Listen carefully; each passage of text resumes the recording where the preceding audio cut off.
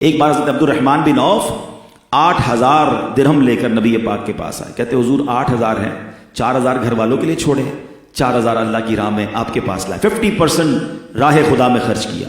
اللہ کے حبیب علیہ الصلوۃ والسلام نے دعا دی کہ اے عبد الرحمن اللہ تمہارے مال میں برکت ڈال دے. کہتے نبی پاک سے ایسی دعا لی کہ مجھے یقین ہوتا تھا پتھر بھی اٹھاؤں گا تو سونا نکلے گا.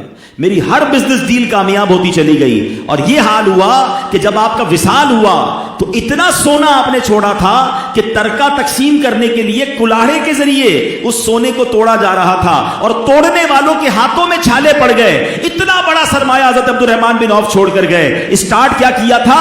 ایمٹی ہینڈڈ تھے، گئے مدینے کے بازار میں تھے.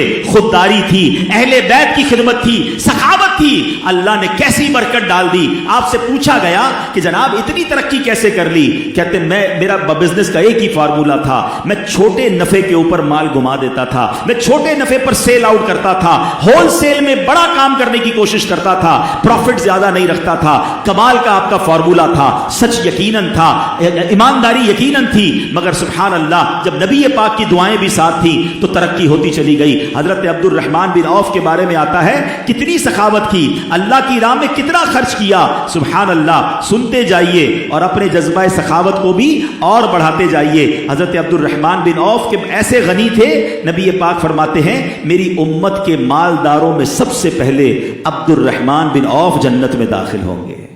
تو ایسے کئی بار ہزاروں درہم، لاکھوں درہم، کبھی اونٹ چاہیے تو مسلمانوں کو دے رہے ہیں، اہل بیت کی خدمت کر رہے ہیں.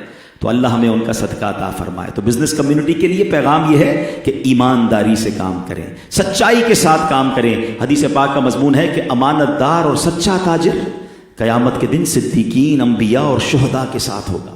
یہ کسی مفتی کی فضیلت نہیں بیان ہو رہی، بزنس مین کی ہے، مگر سچا امانت دار ہے تو پھر اللہ پاک کیسی برکت دیتا ہے.